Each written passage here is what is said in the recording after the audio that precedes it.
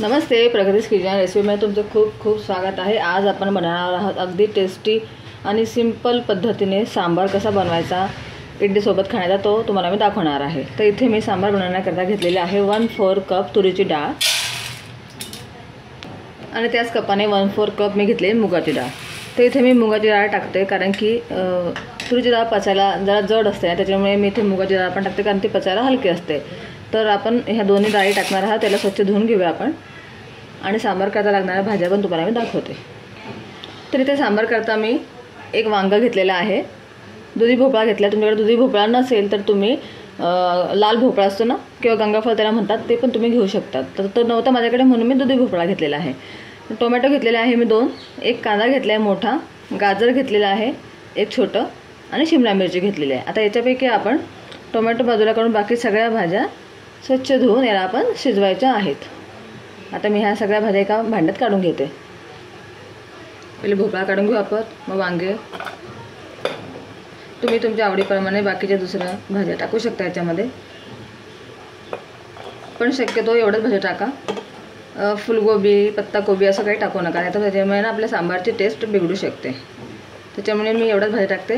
फक्त तुम्ही दुधी भोपळ्याच्या ऐवजी लाल भोपळा ॲड करू शकतात आणि शेवगाची शेंग तर नक्की टाका, असेल तर माझ्याकडे नव्हती म्हणून मी यावेळेस नाही टाकते। आता आपण हे स्वच्छ धुवून घेऊया आणि आपली जी डाळ आहे ना ती पण आपण धुवून घेऊया। आता आपण स्वच्छ धुवून घेतलेले आहेत मी डाळ आणि भाज्या, याच्यामध्ये पाणी टाकूया आपण बुडेल इतपत। बस आता आपण याला कुकरमध्ये लावूया आणि 3 शिट्ट्या काढून घेऊया। मी कुकर अगोदरच गरम करायला ठेवला होता। आता आपण या कुकरला लावूया। सगळ्यात पहिले आपण डाळ खाली ठेवूया, मग त्याच्यावरती आपण भाज्या ठेवूया।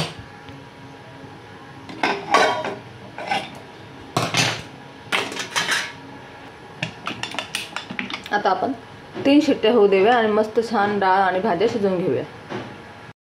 हे बघा इथे डाळ आणि भाज्या आपल्या मस्त छान शिजलेल्या आहेत। तुम्हाला दाखवते मी, भाज्या पण आपल्याला मस्त शिजवून घ्यायच्या आहेत।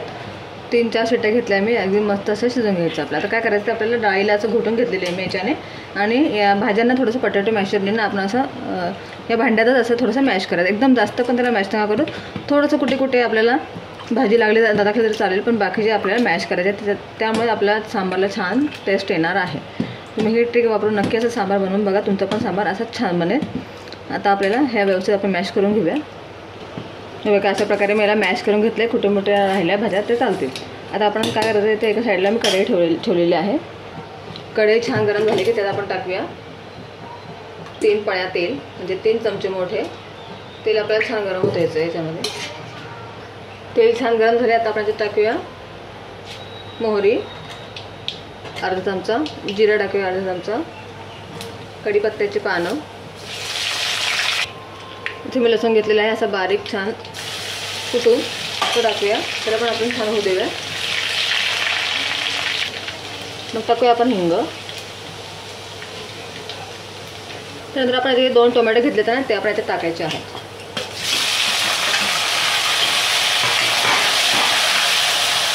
आता आपल्याला टोमॅटो याच्यामध्ये छान सॉफ्ट होऊ द्यायचं आहे। त्यानंतर आपण बाकीचे इन्ग्रेडियंट्स टाकूया। थोडं आपण याच्यामध्ये मीठ टाकूया 1 चमचा, म्हणजे याच्यामुळे आपला टोमॅटो लवकर नरम होईल। हे बघा टोमॅटो आपला मस्त नरम झालेला आहे। आता आपण टाकूया लाल तिखट, तुम्ही तुमच्या चवीनुसार टाकू शकता। इथे मी थोडं कमी तिखट आहे म्हणून मी 1.5 चमचा टाकते आणि तिखट वाढलेली आहे ते मी अर्धा चमचा टाकते। हळद टाकूया आपण थोडीशी, धना पावडर टाकूया आपण, मिक्स करून घेऊया। आता आपण टाकणार आहोत एव्हरेस्टचा सांबार मसाला, इथे मी 2 मोठे चमचे टाकणार आहे, याच्यामुळे आपल्या सांबारला छान टेस्ट येईल।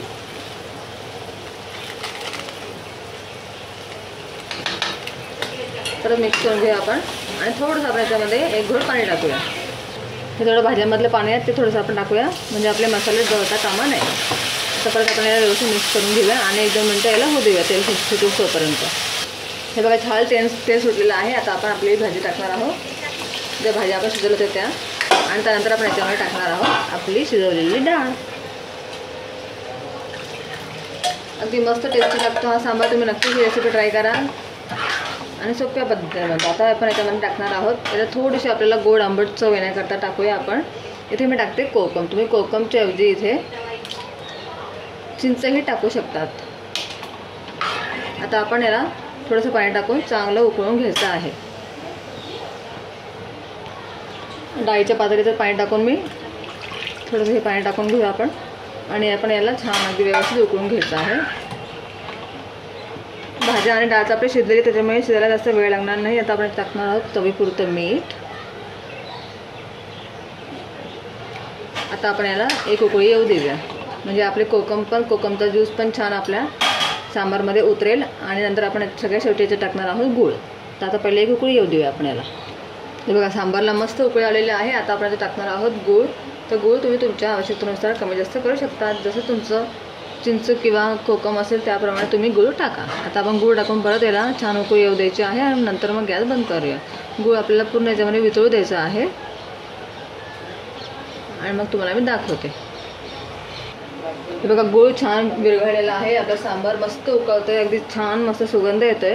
आता आपण जे टाकणार आहोत कोथिंबीर भरभरून आणि आपला सांबार तयार आहे. आता तुम्हाला मी सर्व करून दाखवते. हे बघा तयार आहे आपला मस्त अगदी चमचमीत सांबार. अगदी खूप टेस्टी लागतो आणि खूप सोप्या पद्धतीने तुम्हाला मी दाखवलेला आहे आणि झटपट बनतो. काही जास्त वेळ लागत नाही. फक्त सगळ्या भाज्या वगैरे तुम्ही पहिलेच कट करून ठेवा, म्हणजे सांबार बनवायला वेळ लागणार नाही. तुम्ही याला इडलीसोबत अगदी छान मस्त खाऊ शकता. नक्की ही रेसिपी ट्राय करा. तुम्ही तुमच्या आवडीप्रमाणे याला पातळ किंवा घट्ट ठेवू शकता आणि याला असं व्यवस्थित तुम्ही मस्तपैकी इडलीसोबत खाऊ शकतात. लहान मुलं ही अगदी आवडीने खातील. तुम्ही त्यांच्याप्रमाणे कमी जास्त तिखट करू शकता. जर तुम्हाला माझी आजची रेसिपी आवडली असेल सांबारची तर माझ्या रेसिपीला नक्की लाईक करा, चॅनलला सबस्क्राईब करा आणि शेअर करायला अजिबात विसरू नका. Bye bye.